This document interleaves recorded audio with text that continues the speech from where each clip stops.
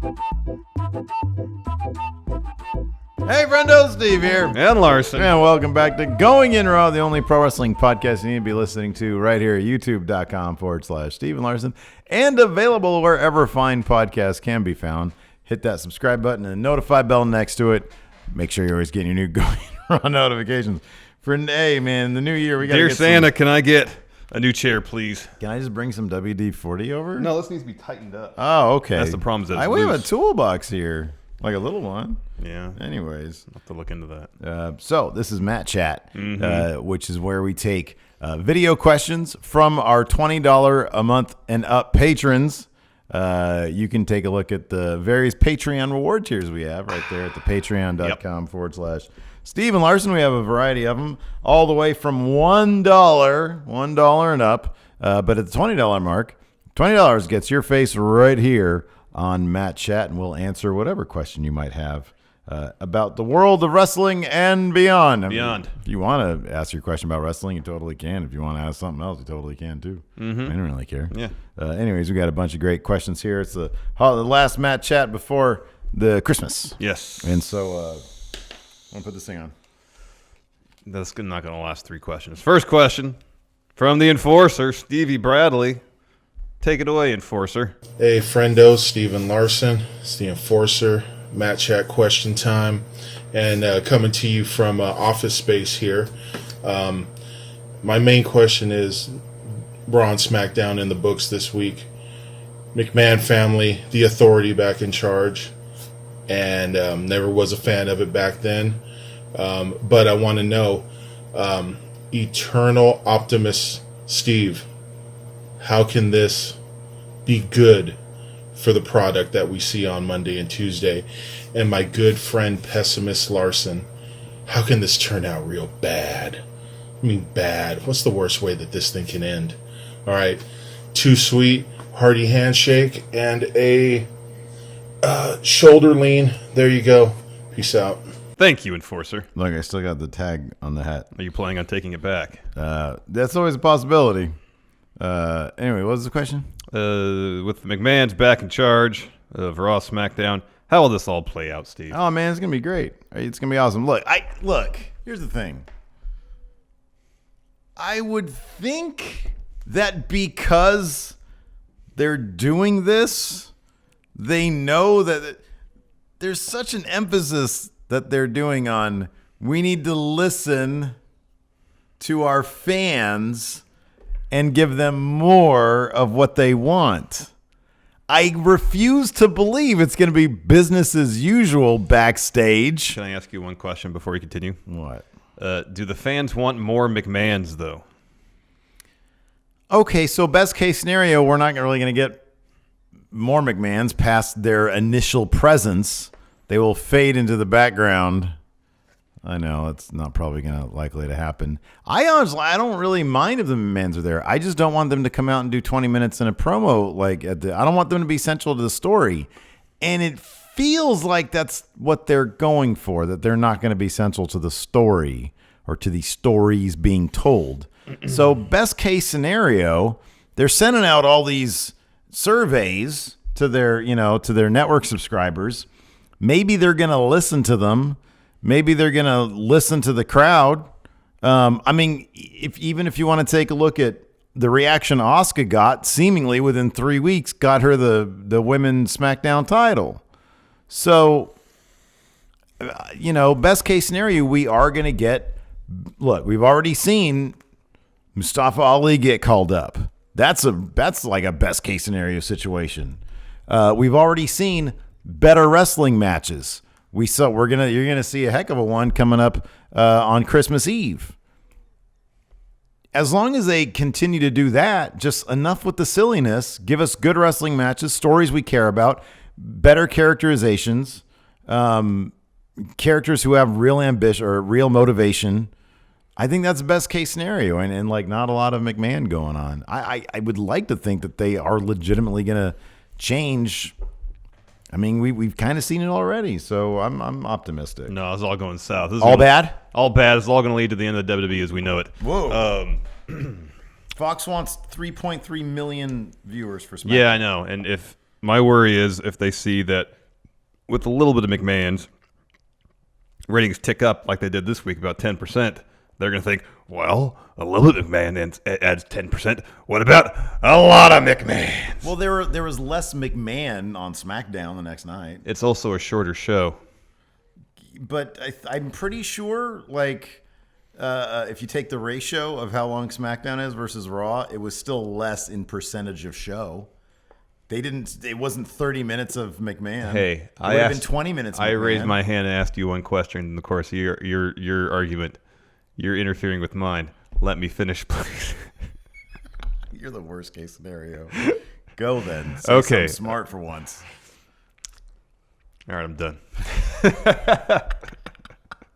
No, this is what Your point is valid. Your point it is is valid. They're gonna. Here, what was our concern going into SmackDown just this week? Paige losing her job. too much- Sure enough, it happened. Too much metal. Oh, well, that's true. Paige out of her job, and that stinks. She's still good. Shane said, Kayfabe "Don't worry." job, I know, out of her kayfabe job, but she was such. Here's the thing: Barrett was a lousy general manager, but he did the best he could with it. It's terrible creative. It was a bad role for him. Nonetheless, I didn't have a problem with Barrett as general manager. He just should have been in the A story. Paige was doing a fantastic job as general manager, week in, week out, delivering awesome performances. Even in just, if she was in the show for 30 seconds, she made that 30 seconds better by your presence. Now that she's gone, there's going to be a vacuum of power, kayfabe-wise, which is most likely to be filled with Shane. He's been better of late. But there's a chance Stephanie might show up, or Vince. Vince doesn't want to be on TV, and it shows whenever he's on camera. You can tell he just doesn't like it. He'd so tired. He'd rather be back at Gorilla or home. He doesn't want to be on camera. You like how they got Three Stooges to play the gorilla position guys on Raw? Yeah, no. No haze. And so I think back to when SmackDown was at its creative Zenith. Oh no, opposite. Okay, bottom. Yeah, floor. When Shane McMahon was centrally involved in the A story. That's the worst SmackDown has been since the brand split. Yeah, it was horrible because they didn't know what they were going to do. They just wanted McMahon in the A story. And my worry is they see, the ratings are going up a little bit because we're back. Let's start getting ourselves involved more. In which case, it's going to drag the whole product down. Because your formula is right. It's real simple. Interesting characters, feuds with clear motivation, and then put on quality matches. That's all it takes. That's what NXT does well. That's what New Japan does well. It's all pretty basic stuff. And the wrinkles and it comes in how you tell the story and how the matches are laid out. You just need a couple people that have a beef for whatever reason. They go in the ring and they fight. Hey, I will say this. It's that simple. I don't know about backstage. I'm sure they film backstage segments with the McMahons, and this is not really a spoiler, but it'll prepare you for it. The episode that went down on Christmas Eve, there were no, at least live, no McMahons. Yeah, no, I know. So look, your point of view, entirely possible. I like to think that my point of view is what's going to happen, and I think it's possible, but time will tell. Yeah, we don't know. When in doubt, always assume the McMahons will interject themselves more. I mean, that usually does not yield the best results. That does seem to be the case. That's my point. So I'd been totally cool if they just come out and said, "Hey, things haven't been going good on Raw. We're gonna try to do better on Raw." They don't have to say we're gonna be hands on. They don't have to mention that. We're gonna listen to you. You are the authority now, but you can still delegate authority to qualified individuals. Yes, general managers, if you want to call them that. I'm so tired of that phrase, though. That title for whoever's running Raw or SmackDown. Yeah, but so I understand like the cynic point of view, and maybe even the realistic point of view is they feel like they are a draw and that they're putting themselves out there. They understand that we all know they actually do run the company. Mm-hmm. And so look, the optimist in me though wants to say maybe this is them accepting the full brunt of responsibility for how things have gone bad on Raw. And where Raw goes, the rest of the company goes. Yep. I mean, that's just the thing. Yep. And so I'd like to think that they're saying, hey, look, if anybody's going to be blamed from here on out, it's going to be the McMahons. We're not going to, they scapegoated Baron Corbin because they had to character-wise or universe-wise. But from here on out, they're the ones to accept the blame in character. So that could be a part of it too. I don't know. We'll see. I think they listened a little bit. I think we saw that with some of the matches on the Christmas Eve Raw. We've seen it with Mustafa Ali. I think there's reason to be tentatively, cautiously optimistic. If history has told me anything, is to be pessimistic. Just, and that's not even. It's not even talking about wrestling. Specifically in this case, of wrestling. Specifically in this case, in total. Specifically in this case, wrestling. So about Zach or WWE at least. Let's talk. Zach S has a question about a couple of really positive events in 2018. Yes. Let's see what he has to say. What's good, Stephen Larson, many friendos out there? It is your Matt Chat Hall of Famer, Zach S. Coming at you with another Matt Chat question. The question this week is, Stephen Larson, for the year of 2018, what was a more important moment for the overall wrestling landscape, the overall wrestling business itself? Was it WWE Evolution or All In? Muchas gracias, Zach S. Thank you, Zach S. I don't feel like there's a wrong answer here. Correct. I can make the case for either. However, when we decide which one we were going to pick, you said Evolution. I get All In. Yeah, I think there's a good reason though. Go ahead. All In is what's the one thing WWE is seriously lacking right now? Enthusiasm. There's a wealth of enthusiastic wrestling fans out there, as we saw, being at All In, being at StarCast. Enthusiasm was through the roof. There was no lack of enthusiasm. Big time. And All In was by far the clearest manifestation of that enthusiasm for wrestling fans to have a true alternative to WWE's product. Now, we've been to a couple of New Japan shows here in the States, and crowds were hot for those shows too. But All In was a little different. Yeah, it was. Because it wasn't just New Japan. It wasn't just Ring of Honor. It was wrestlers from all over the world, from various companies, coming together in a celebration of not wrestling in WWE, essentially. And it was really something to be a part of and to behold, just witnessing the enthusiasm, the passion from these wrestling fans. And it was matched by the performers themselves. You know, putting the show together was a labor of love for Cody and the Young Bucks. And it seems like the success of All In might have inspired them to potentially start their own promotion. Coming soon, 2019 confirmed. All Elite Wrestling, All In 2, Double or Nothing, another Jericho cruise. It's a great time to be a wrestling fan, especially if you enjoy wrestling outside of WWE. All In, it was a spectacular event. I don't think it's particularly sustainable, though. I think we're going to find that out if they try this All Elite Wrestling business.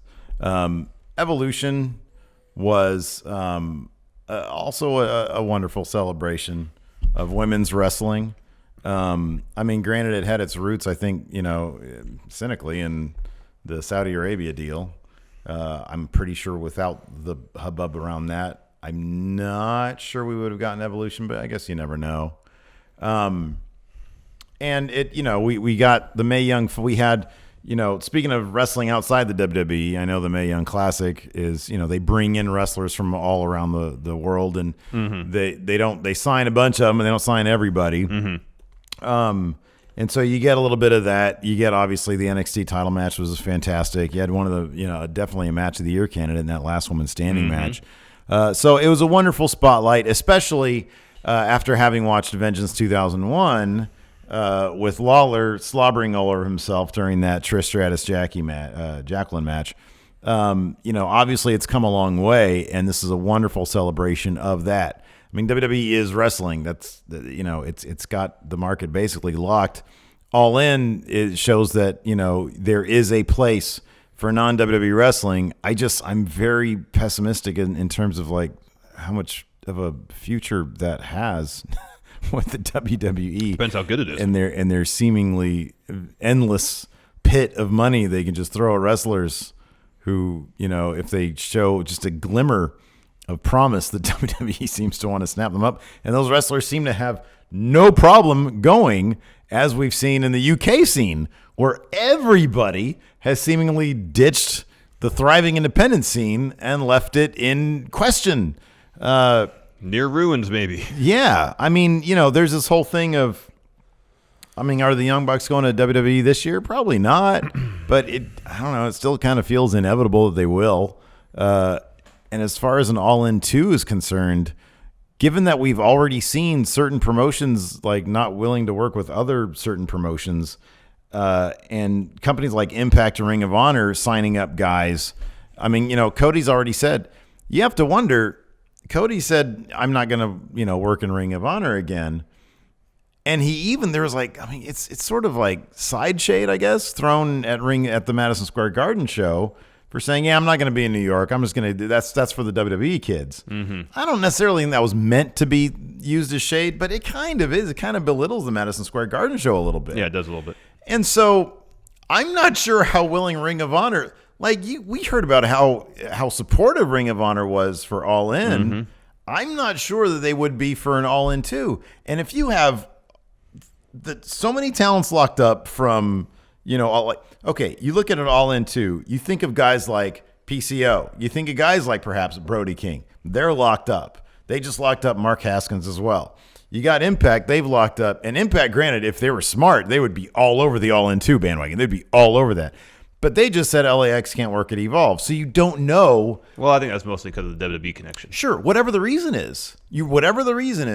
You just don't know going forward. Are these going to companies, and granted, I don't think Impact should, but would Impact say, hey, we've got a killer roster. Let's say they get a new TV deal. All of a sudden, they don't really need to do those kind of things. They don't have to show the wrestling industry that they're happy anymore, or that they're trying to dig themselves out of a hole. So, they've got a good roster. No, they do have a good roster. It's locked down, But for them to, even if they get a good TV deal, for them a good TV deal is a TV deal at this point. So for them to bypass any sort of cooperative relationship with any promotion would be foolish on their part. No, I agree, but it's Impact, as you've pointed out plenty of times. Yeah. So I don't know, man. I think that. Let me ask you this: what if Cody's comments about the MSG show, what if they were kind of in character? What if we got some all elite wrestling Ring of Honor battle going on at the MSG show? What a way to kick off your promotion than to go to war with other promotions. Think about that. Anyways, next we got a question here from Loki. Don't tell me to think about that. Loki, let's see what Loki has to say. Hello, Stephen Larson. Loki Richard here at the Freak of Light with another Matt Chat question. Hanging out with our new commissioner. Nemo must have put him out sometime last night. I have a Christmas question for you, seeing as this is going to be the Matt Chat cluster. This is Christmas. Who was the best wrestler to dress up as Santa? Who was the worst wrestler to dress up as Santa? And who do you think should be the next wrestler to dress up as Santa? Have fun with the debate. Merry Christmas to all the friendos. I'll see you soon. Thank you, Loki. Thank you, Loki. Oh, you're dressed as Santa right now. Best or worst? I'm best. I'm best Santa. Think again. Anyway, I got you a good gift. What? I got you a good gift. I got you a good one too. Nice. Best. Nice. Not worst. Best. Best wrestler dressed as Santa Claus. So there was this website that had all 23 instances. Yeah, there's a list. And one of them was Mark Henry. I would love it if Mark Henry is Santa. And then he even incorporated because I guess what's his face? Damian Sandow was bad Santa that year. WWE did a thing. And the little kid sits on Mark Henry's lap, and he's got the Bella twins as his couple of his elves, and Hornswoggle obviously too. And the little kid's all bummed out, and he's like, "What's wrong, little boy?" And the little kid's like, "Santa, another Santa just told me I'm going to cancel Santa or cancel Christmas." And he says, "No, I'm going to make sure Christmas is just great. You know why? Because that's what Santa Claus does." Mark Henry's incredible. Mark Henry's the best. I would love if he was Santa Claus. Hell yeah. Worst is obviously Hulk Hogan. He was in literally a whole movie called Santa with Muscles, which I don't know anything about. Didn't he shave his mustache off? Yes. Kind of? Yeah, it was creep. It was super creep. No it was good. Weird. No I don't good. even know what the premise. Okay, let me ask you this. I'm going to look up the premise right now live. I don't think he was really Santa. He was like a mall Santa at best. Okay. Anyways, best Santa is Mick Foley. Dude legit is obsessed with Christmas. Yeah, that's true. So any list of best wrestling Santas has to include Mick Foley. Worst. Oh, no, he had his mustache. I thought he was... That's weird. I thought he shaved... No, I thought he had it, but I thought he didn't have the handlebars. It was just mustache. Yeah, you're kind of right, and it's like not. And he's got like a head of hair. Oh, that's weird. Oh, that's creepy. Yeah, he does look weird. He looks super. He looks slimmed down too. He looks super old. When was that? Was that between WWE and WCW? Probably. I feel like it was. I felt like he had just a standard mustache around that time too. Yeah, he definitely looks. Oh man, how weird does he look there? That is strange. What year did that movie come out? I don't know. I was about to look up more info on it. 1996. Oh, that's kind of I think that's so. right. He that's right around. bleaches his mustache, his Oh, yeah, Fu yeah, Manchu, yeah, right? yeah. So I think he just didn't bleach it there. Oh, Garrett Morse was in that movie. I actually met him once. Oh, really? I didn't really know who to put for worst Santa, and I found a video of the Shockmaster reading "'Twas the Night Before Christmas." Wow, it was panned by critics and considered to be one of the worst films of all time. Wow. Like it was legendarily bad. Wow. Guess how much money it made at the box $2 million. office? Lower. $800,000. Lower. $15. Well, higher than that. $30. 220,198. Wow. Anyways, I just put Shockmaster as worst Santa because he read "'Twas the Night Before Christmas," and it was really weird. That's it. He's overacting. Wow. Okay, so here we go. He wasn't even a mall Santa. He was mistaken for a mall Santa. How do you get mistaken for a mall Santa? Here's the premise. Blake Thorne, Hulk Hogan, is a self-made millionaire who sells bodybuilding supplements and equipment. Here's how the pitch to Hogan went. All right, Hogan, so you're going to play a guy named Blake Thorne. He's an out-of-work, down-on-his-luck guy who is trying to muster up money for his kids. And he says, how about this, brother? I'm a self-made millionaire who sells bodybuilding supplements and equipment. Okay, fine, Hogan. One day, while recklessly playing paintball, he is targeted by police. He is chased to a shopping mall, so he's evading police. Oh, Ed Begley Jr.'s in it. Where he's in like everything. Where he hides by putting on a Santa costume. He slides down a garbage chute to escape the police and bangs his head, resulting in amnesia. Mistaken by Lenny, Don Stark, as the mall Santa, Blake begins to think he really is Santa Claus. Meanwhile, the evil scientist, Ed Begley Jr., played by Ed Begley Jr., tries to take over an orphanage in order to gain access to the magical crystals underneath it and dispatches his henchmen to destroy That it. sounds horrible. However, spoiler alert, Blake manages to rescue the kids. So this movie was released November 8th, 1996. So after the formation of the NWO. Yeah. So I'm guessing it was probably shot right before all that. Let me ask you this. Was his salary for this movie above or below what it made? Above. Way above. Yeah. Way above. Way above. Probably by like 3 times. Probably. Next. He's back. He's back. Ain't he great? Double J. Ain't he great? One half of the tag team Quadruple J. Yes, let's see what Double J has to say. What up, Steven Larson? It's Double J, Joe Jensen, and as you can tell by the music I chose, I'm back and better than ever. My question is, with Christmas coming up, what's your favorite Mick Foley memory moment? Mick Foley, he's a big mark for Christmas, so what's your favorite Mick Foley moment? All right, take it easy. Too sweet, hearty handshake. Thank you, Double J. Ain't he great? Ain't he great? I go first. It's Foley winning the WWE Championship. Yeah, it's a good one. That's the highlight of his entire career. Well, not only did he win the championship, he got to rub it in WCW's face. I know. 500,000 people twist or turn the channel to Raw to see him win rather than stick around and watch the finger poke garbage of doom. Garbage fire that is Raw. That was Nitro at the time. Wasn't it the finger poke Yep. of doom? That was Yep. the same night. Yeah. Yep. So yours is a really great answer. I'm on that one. I'm all about that. I'm gonna say though, one of my favorite Mick Foley moments, one of his accomplishments, I would say, is "Have a Nice Day," the book that he wrote. Did you go with me? No, it was Hilton and I went to a book signing. That's probably that that's book. right. I did not do that. I think I still have that somewhere. The thing that's so great about that is that it really did kick off the genre of wrestler biographies or autobiographies. Yeah, it's a really good read. I love that story about being on the road with DDP and putting I think it was Foley and Austin put the cookie crumbs in DDP's bed. Yeah. That's a good story. Wasn't Regal there too? Mm-hmm. Yeah. So that, but then also Hell in a Cell. I mean, it was like in hindsight, it's kind of horrific watching it, but Oh yeah. it really did. Like from then on out, Foley could basically do no wrong, you know? Mm-hmm. And it was, I don't know, it was pretty spectacular what that dude would go through to entertain his fans. Yeah, which is what made his WWE title win all the more For memorable sure. and rewarding. Absolutely. It was great to see. Next, Bobby Mincy. See what Bobby Mincy has to say. Hey, friendos. Bobby Mincy back with another Matt Chat question. Steven Larson, try and throw nostalgia aside, and after watching TLC, I want you guys to try and debate on what was the better trio combination. The Bar, the New Day, and the Usos, or Matt Hardy, Edge and Christian, and the Dudleys. I know it's kind of hard sometimes for nostalgia purposes, and Matt and Jeff were probably my favorite growing up as kids. But truth be told, I've gone back, I've watched some old matches of mixtures of the teams, and to be honest, I'm more of a fan of the more recent trio of Usos, Bar, and New Day. But one of you guys pick new, one of you guys pick old. Let me know. You decide. Too sweet. Hearty handshake, shoulder lean. Peace, guys. Thank you, Bobby. Thank you, Bobby.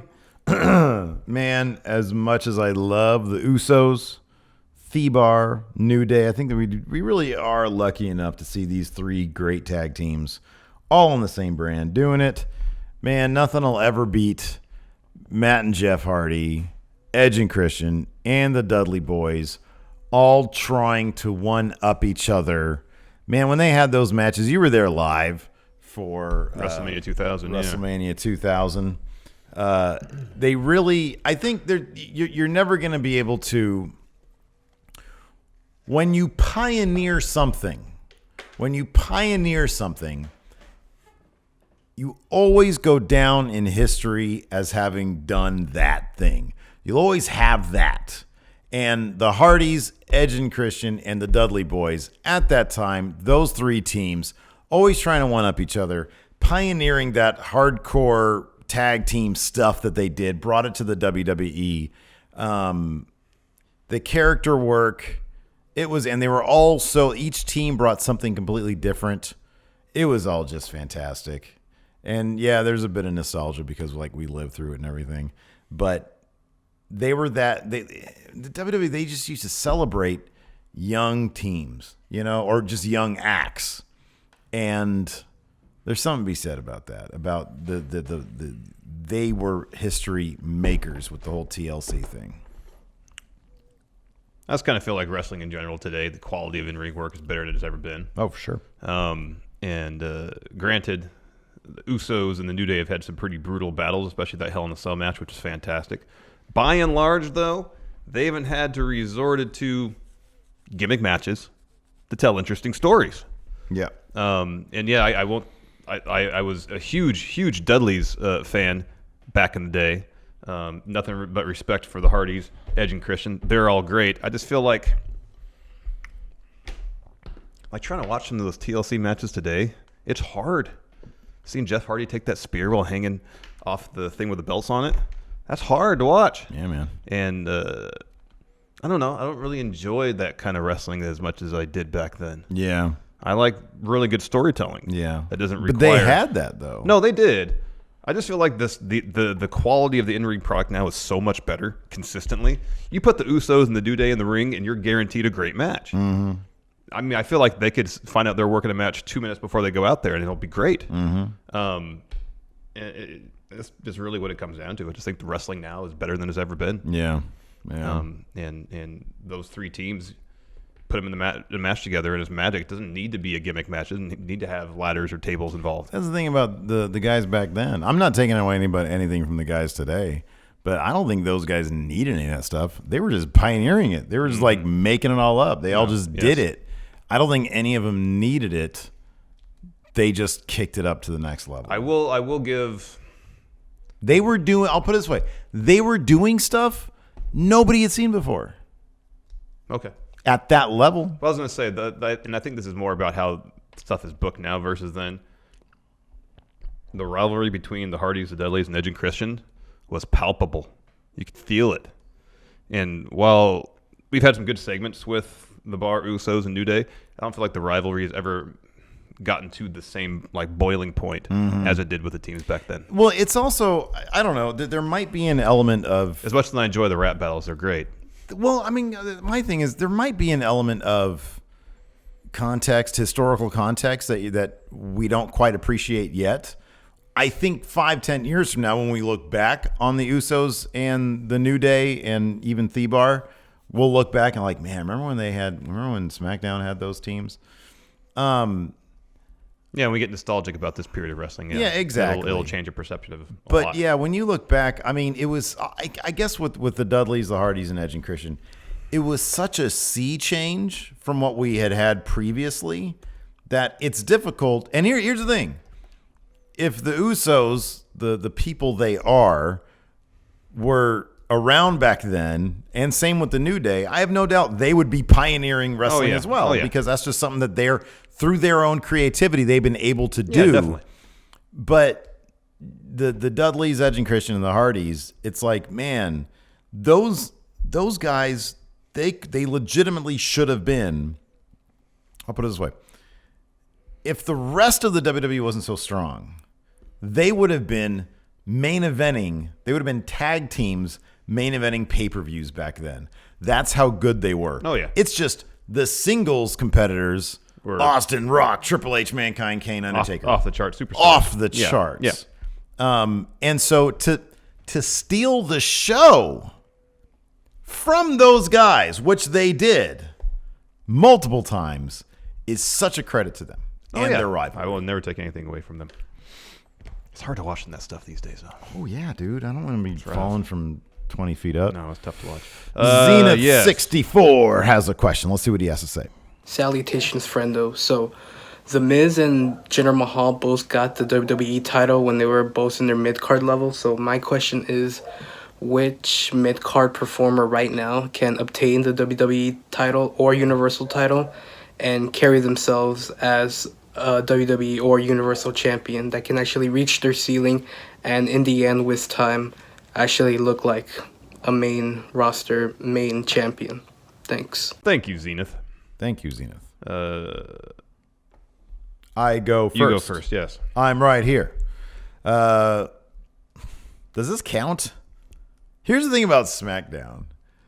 There really isn't a mid-card. Their mid-card is chock full of former world champions. Randy Orton, Rey Mysterio, Jeff Hardy. It's full of former or potential world champions. Okay, so my answer is Shinsuke Nakamura. Do you really consider him a mid? That dude he can main event any show and it'd be totally normal. Yeah, no. So there's that. I mean, if you look at if he wasn't injured, Kevin Owens would be in the mid card. He's a former Universal Champion. Yeah.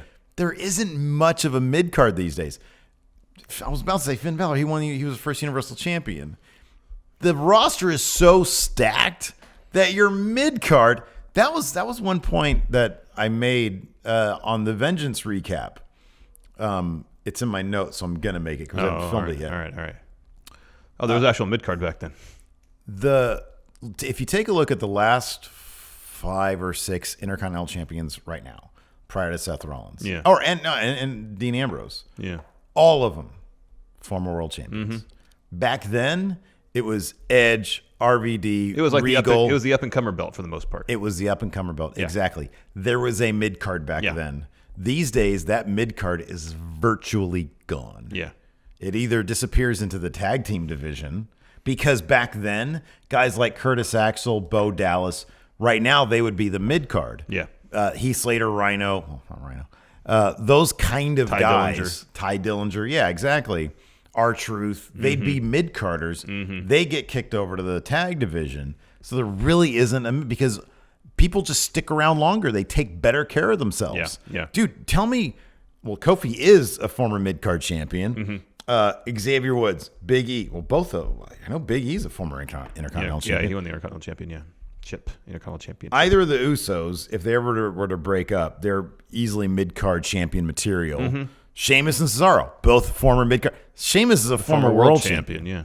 So it's just guys stick around longer. So the mid-card scene, there is no mid-card scene. What the real question actually is, who out of the top 6 guys on NXT because the NXT Championship is kind of the mid-card title now. who of those guys could realistically be like Finn Balor, come in, win Universal Championship? Aleister Black. I'd say Aleister Black, probably Ciampa. Mm-hmm. Probably Aleister Black and probably Ciampa. Mm-hmm. And then maybe Adam Cole. Yeah, maybe. Yeah. Maybe. Yeah. I was going to say Samoa Joe. And that's completely legitimate. It's wildly surprising he hasn't won a anything championship. I know. It's absolutely surprising. I know. That just speaks to the depth of the roster, I think, to a certain degree. Again, Bobby Roode, another guy. Mm-hmm. You know, he's a former U.S. champion. He's a former U.S. champion. Current tag team champion. Yeah. Did you say Nakamura? That was your pick? Nakamura was my pick, but I mean, we all thought if it wasn't for that video game, he probably would have won the title. Maybe. Yeah. They probably would have traded hands. Yeah. Ayo Worm, the self-proclaimed Matt Chat Hall of Famer. I won't dispute that. Headliner. Let's see what he has to say. What's going on, everybody? It's your boy Ayo Worm here. Your Matt Chat Hall of Famer headliner here. Have another Matt Chat question for you, coming to you from the UK from one of our ad mods, Christian. And she wants to know that since we have NXT UK, and talks of more NXT branches coming in the future, do you think that Triple H will make an NXT-based Royal Rumble, just like we have for main roster? How do you guys feel about that? Do you think it will work? Or do you think that they'll just stick to having 2 or 3 NXT call-ups during the Royal Rumble just for flair and panache, as they say? All right, guys, let me know what you guys think. Take it easy. Too sweet. Hearty handshake. I'll catch you later. Thank you, A.O. Worm. Thank you, A.O. Worm. All right, here's my idea. Okay, go ahead. Oh, no. I'm sorry. Hold on a second. I am ceding my time to Larson because when I saw your answer, I was like, oh, that's the good idea. So let's fast forward 3, 4, 5 years. There's multiple NXT UK, territories. Japan, Mexico. Yeah. Say Germany too. Germany. I know they're got a working relationship with WXW over there. So once a year, the top talent of each of the localized promotions will send, I don't know, 5 or 6 competitors to the NXT Territorial Rumble. Mm-hmm. Winner of that Rumble gets a title shot at the NXT champion. Okay. And either it's a really good opportunity to take someone who's massive at one of these territories and elevate them directly to NXT in a huge spot. Like, say Walter got massive in NXT Germany. Yeah. Just like over the moon popular. And he decided, okay, yeah, I'll come work in the States for a little while. You could have him in that match, shock victory, he's new NXT champion. Or you can just give one of these guys in one of the local territories a chance to showcase their skills at a takeover that they might not otherwise have. Yeah. That's a great idea. I love that. I think that like a territories rumble, I think that'd be great. I think it'd be cool sort of extending that. Like you said, 5 years from now, you have a bunch of territories, like some sort of maybe during Mania weekend, a super takeover. Mm-hmm. You know, mm-hmm. I would love to see that. It'd be great to have a crossover takeover where like each of the territories get a match to showcase, like the United Kingdom Championship be defended, the Japanese one, Mexico, Germany. Yeah, that'd be a lot of fun. Cool. Yeah. Next from Devin the Dude. Devin the Dude. Let's see what he has to say. Hey, friendos. It's Devin the Dude here, back with another Matt Chat question, with a fresh new haircut as well. Sorry I missed last week, guys, but my question this week is if it's supposedly going to be a triple threat for WrestleMania with Ronda Rousey, where does that leave Asuka? Do you see them pulling the trigger on maybe Nikki Cross or Ember Moon? Or, I mean, if it's Ember Moon, how is that even possible? Does she win the Elimination Chamber or the Rumble and vice versa? Or where do you see this playing out? Let me know. And thanks for the shirt, guys. Enjoy. Stay strong, brothers. Thank you, Devin the Dude. Thank you, Devin the Dude. All right. So here's the thing. If Asuka is not in the Fatal 4-Way or in a Fatal 4-Way with in the main event. In the main event, right. Of WrestleMania 35, yes. There is no other option for her except to be in a kickoff show. It's true. It's the truth. I don't know about that. because if you look at the roster on SmackDown, the only competitors left are all kickoff show competitors. So what do? You use that spot, use that opportunity to build up somebody. And in my case, I'm going to throw out the name Sonya Deville, who I think is absolutely terrific. Her MMA background and the way that they have her wrestling sort of takes advantage of that, I think would be a really, really interesting matchup with Asuka.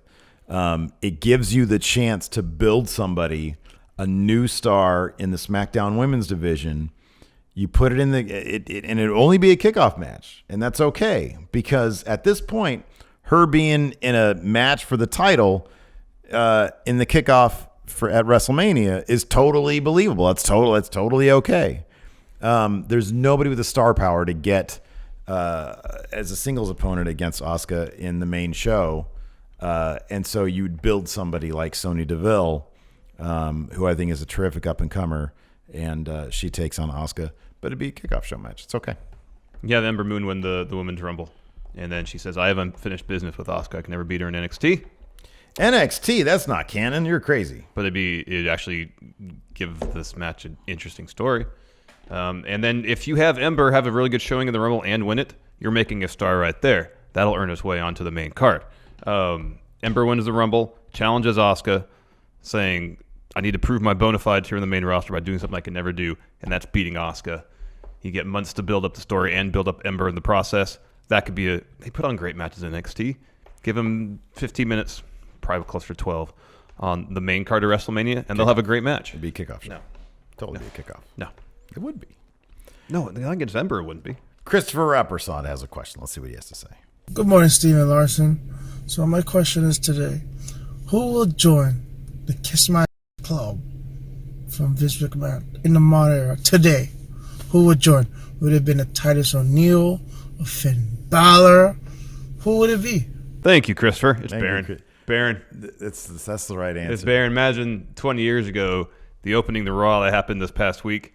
It would have seen, if it happened in 99 or something, 2000, it would have seen Baron Corbin kissing Vince's butt. It would have totally happened. Totally happened. He said, you're fired, now kiss my butt. Here's my idea.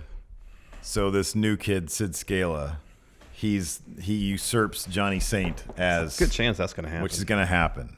As UK general manager. So they bring him in because he has to have a meeting with Vince, right? The meeting happened because, you're the new guy. Okay, well, Vince wants to see what kind of, grapefruits this kid has. So he brings him in the ring as a test. And he says, you're joining that Kiss My Butt Club. And because I don't think we're allowed to say ass on this show. Well, he just did. All right. Well, the seal's broken. I can say Kiss My Butt Club now. So anyways, they go in the ring. You could just have the sound dip out. Well, you shouldn't have to do that. You should be mindful. Here, do this. Do this. I'm going to say this. Hey, now take that audio and then I'm going to do what they do on the backwards. Yeah. Okay, that's good too. Well, backwards, but also put backwards and forward at the same time. So I've only said it twice so far. I'm going to say it one more time. No, don't say it again. It's more work for me. I don't want to have to do all this. It's just the third time. Because it's completely avoidable. It's just a third time. If you do it. What's wrong? Spit in my mouth. Did I? Yeah. It was inevitable. It's disgusting. Anyways, he brings Sid Scala in there, and he's like, kiss my butt. And Sid Scala's like, oh, dear, what do I do now? And then he kisses his butt, and he says, you're fired. You're not man enough to say no to me. So that's how it'd go. Sid Scala kisses Vince McMahon's butt. I thought it was Johnny Saint. I had him written down, but man, that's messed up. It is messed up. You're a wrestling legend, but you know Vince McMahon. Oh, this is a fun question from Cactus Jackie. See what Cactus Jackie has to say. Hey, Steven Larson, Cactus Jackie here. So, National Lampoon's Christmas Vacation is one of my favorite Christmas movies. Suppose that you were making an all-wrestler remake of the movie. Who would you cast in which role? Thanks, friendos, and I hope everybody has happy holidays. Thank you, Cactus Jackie. All right, go ahead. Are you a fan of the vacation movies? I haven't seen them in a really long time. It always bugged me they would just change the cast out. I can't get behind a series. Oh, I just thought it was kind of funny. I'm glad you found the humor in it. I used to watch European and Vacation Clark would all get the time. older. Him and Beverly D'Angelo would get older and older, But and then the kids eventually would all roughly stay the same, except for the first movie. The first movie they were younger, and then European Vacation and Christmas Still Vacation. Michael Anthony Hall. It seemed like they were the same age. Did they age out Beverly D'Angelo for like the last one or something? I don't know. And put somebody else in it? I feel like they did. Anyways, recast Christmas Vacation. Oh, you may do it? I was never a huge fan of the vacation movies. Even back then, I was telling you this off camera, even back then, although I thought Chevy Chase was funny, he always gave me a vibe like he was a jerk. And sure enough, nobody in Hollywood likes that guy. Yeah, that's true. So here's my recasting as Clark Griswold. I would have cast Baron Corbin. His character on TV is hapless, just like Clark. As his wife, Ellen, I'd cast Natalia. As Audrey, their daughter, Liv Morgan. That's good. And as their son, Rusty, Sid Scala. I like how Sid Scala's our new favorite. All right. So I have so he's already in Hollywood. I actually I think he would make a terrific Clark Griswold. John Cena. Yeah, it'd be good. It's perfect. He did the Blockers movie. Yeah. Where I think he kind of played something like that. Just a jacked version of him. I have Mickey James as Ellen. That's good. I think they rumored to have had a history with each other, which would work perfect. See more of that. Alexa Bliss is the daughter, Audrey, and then Leo Rush is Rusty. So this was the thing. It was the first one was Vacation from '83. I've seen that. I've seen European Vacation. So that's where it was still Michael Anthony Hall. Oh, there's Vegas Vacation. Vegas Vacation was in '97. That was 8 years after Christmas Vacation. Was Beverly D'Angelo still in that one? Still Beverly D'Angelo. And that was it, right? Christmas Vacation, too. Oh, that's the one with That's Randy Quaid. with Randy Quaid. Vince McMahon would play Randy Quaid or Johnny Saint. What is this? Hotel Hell Vacation? That can't be a real vacation movie. If Chevy Chase. Clark and Ellen Griswold. Oh, it's still them. Oh, really? Is Beverly D'Angelo still? Yeah. Wow. But like. Who's playing Rusty in that one? Some dude named Travis Greer. Oh, he's all grown up. He has a wife. Yeah. I remember they made any more after Vegas Vacation. Are there more after that? This came out in 2010. Oh, a video. So that was like. Oh, that's probably just like a Funny or Die short or something. That could be. Things we learned doing Match Chat. Right? Yeah, I'm trying to see what the runtime is. Oh, to Cameo. What is? Oh, that's what? Oh, is it about like Rusty and his family, and then they just have a cameo in it, maybe? I feel like we've gotten too deep into vacation movie lore here during the course of this Match Chat. Let's move on to the next question from Stephen M. Yeah, it's kind of a weird episode of Match Chat. It is. Oh, because they did. Sorry, we'll get to him in a second. They did. They're gonna. They did an Ed Helms one. That's right. He plays Rusty in this. Oh, and they okay. cameo as them, their characters. Gotcha. Take it away, Stephen M. Going to start for your Irish linguistic expert Stephen M here with another Match Chat question. I'm going to Ziggit in Budapest over the summer, which is a music festival. So I was wondering, what music festival would you love to go to with 6 wrestlers of your choice, and you'd have to camp? Too Sweet, Hardy Handshake, Steve Shoulderling. Thank you, Stephen. Thank you, Stephen Do M. you like music festivals? No. God, no. I've never done one which required camping out. I went to Coachella years ago. Saw Radiohead there. That was a good time. I'm not in my 20s anymore, man. Yeah, I couldn't do it. If I was in my 20s. But you've been to a music festival before, right? It's possible. I think you'd remember it. If you had. You have no idea how bad my memory is. So I know I've never stayed over at one.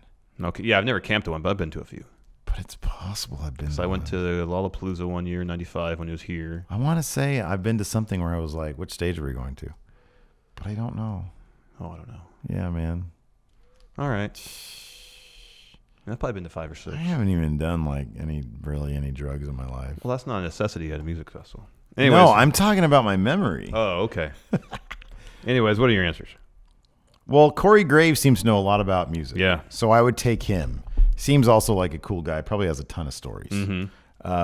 Aleister Black and Zelina Vega. He is a big music aficionado. Mm-hmm. Also really big into gaming. Mm-hmm. I feel like I could probably talk to him. He's probably a really cool guy. Mm-hmm. She seems like a sweetheart. Mm-hmm. Out of character. I would also bring Paige. She also is big into the music. Mm-hmm. Plus she's British. And British people, I just love them. Except if your name is Wayne Maker. EC3, because I need somebody to pal around with. Corey Graves, I feel like he's the kind of guy he could probably find, like, he'd probably go off and like find other cooler people to hang out with. EC3 would be out of his element and he'd be hilarious. Okay. So that, and then Shayna Baszler, she's got really good taste in music. Yeah. So I feel like whatever stage she wants to go hang out at, I would go to that one. Okay. I'd bring Braun because he seems to be an outdoorsman. I'm not a camper. I don't like sleeping outside of my bed, really. Right, but you understand, like, at a music festival, you're not, like, in the woods. No, I understand. It's not like camping. But I don't know how to set up a tent. You're not, I mean... I'm sure Braun knows how to set up a tent. Like, basic things I don't know how to do. It's simple instructions. Very simple. If I can set up a tent, which I can and have, okay. I think at a very young age I did that. Braun seems like he might be a good guy. Elias, he's a musician. Sure. So if the music on stage is no good, he can grab his guitar and start singing. That'd be good. Mickey James, also a musician. Nice. So she can sing along, do some... Oh, that's right. She's country. Yeah. Some lovely duets with Elias. That'd be good. Big E, he just seems like a lot of fun. He seems really fun. Yeah. Shinsuke Nakamura, he's got the cool dance moves. Oh, okay. So, when the beat drops, yeah, he can do his dance moves. Yeah. And then Matt Riddle. Because obvious reasons. Next, Patrick Sparks. Let's see what the B-Man has to say. Take it away, B-Man. Hey, friendos, Pat here. All right, so last month my dad had his birthday, retired, and he drove across country with his girlfriend to go spend the winter in California because it's very cold here. He's very smart. But it's about 3,000 miles from where I live in New Hampshire to Sacramento. So let's say you want to make a road trip across the country from Sacramento to New Hampshire. What I want you to do is, for intervals of 1,000 miles, so a total of 3, pick a male superstar from any brand of WWE, can even be New Japan, Evolve, Progress, whatever. One male superstar for the first 1,000 miles. For the second 1,000 miles, pick a female superstar. And for the last 1,000 miles, pick a tag team. What male, female, and tag team superstars would you like to travel across country with? Thanks, friendos. Goodbye. Thank you, B-Man. Thank you, B-Man. Finn, Becky, and the New Day. That's it. Seems like good people, good storytellers, really creative, funny people that seem to make the 3,000 mile drive cross country entertaining. All right, and so informative. I'd start off with AJ Styles. Lots of stories. He's our age. He understands life as we know it. Paige, she's British. She seems probably have a lot of stories. She's cool. She also has a good taste in music. AJ would probably have to be like, dude, really going to put that on? Do we have to listen to Leonard Skinner? I don't know. He likes Leonard Skinner. I have no idea either. He might be like a new metal guy. I don't know. Could be. I don't know. You know what's cool about Vengeance is that it made me realize new metal was made for WWE. Oh, yeah. It fits so perfectly. Especially in that period of time. Yeah. Yes. And the club. That'd be a fun road trip with the club. Yeah. That'd be great. All good answers. All great answers. Next, we got a video message here from Ryan Rugani. Not so much a question. Take it away, Ryan. I just wanted to say I've been listening to this show for probably 6 months. Became a Matt Chatter about a month and a half ago. When I went to TLC, the guy who sat down next to me had one of the Slow Wolfpack t-shirts on. So cool. Too sweet and a hearty handshake. Just wanted to say thanks again, guys, and have a happy New Year and a Merry Christmas. Thank you, Ryan Rugani. Thank you very much, Ryan. That is freaking awesome, man. You're just sitting there with your like a dog shirt. You sit down. And who comes up to sit next to you? Slow Wolfpack comes sits down. Pretty awesome. Man, that's great. That is fantastic. So thank you very much, Ryan. The odds of that happening are fairly slim. I know. Like only 83 people bought that shirt. We get our first $80 from that shirt. Cool. Very soon. $20 more we can buy another microphone for our gaming setup. Exactly. Awesome. And our live stream setup, and then there'll be our portable mics too. Yes. They're very lightweight. Yes. Last question, text question from Josh with a Dynamic Knight Martinez. He says, not wrestling related, what's your favorite holiday special from a TV show? So many answers here. I mean, man, you can go with the Star Wars holiday special.